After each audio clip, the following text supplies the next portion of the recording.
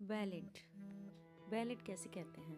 Ballad क्या होती है? एक नरेटिव स्टोरी होती है, एक नरेटिव पोएम होती है, ठीक है, जिसमें कहानी गा गा के बताई जाती है। पुराने ज़माने में जो बैलेड होती थी उसे जो वंडरिंग सिंगर होते थे, यानी कि जो गली गली मोहल्ले मोहल्ले जा जा के क्या कहते थे, गा गा के जो पौराणिक कहानी होती थी, यानी कि जो हिस्ट्री की कहानी होती थी, जो लव थीम होती थी, जिसकी रोमांटिक कहानी होती थी और जो रिलीजियस स्टोरी होती थी, उनको गा गा के सुनाते थे जनता को, ठीक है।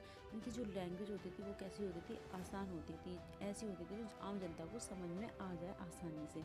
इसका मकसद क्या होता था? इसका मकसद होता था जो अपनी पुरानी परंपराएं हैं, जो पुरानी स्टोरी हैं, उनको क्या करना, पीढ़ी दर पीढ़ी आगे बढ़ाना इनका मकसद होता था। ये पुराने ज़माने में ओरली डिलीवर की जाती थी, यानी कोई रिटन नहीं थी उस टाइम पे।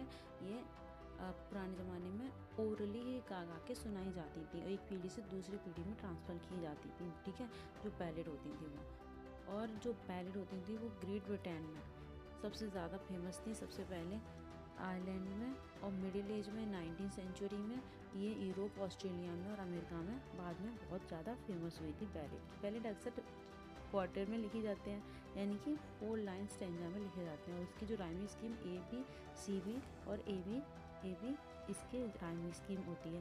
तो बैलेड वर्ड है वो कहाँ से आया है? फ्रेंच वर्ड बैलेडे से आया है, जिसका मीन्स क्या होता है? डांसिंग सॉन्ग, यानी कि गा गा के क्या करना, गा गा के और डांस कर करके कहानी बताना, स्टोरी बताना, ठीक है, गाना गाना, उसे क्या कहते हैं?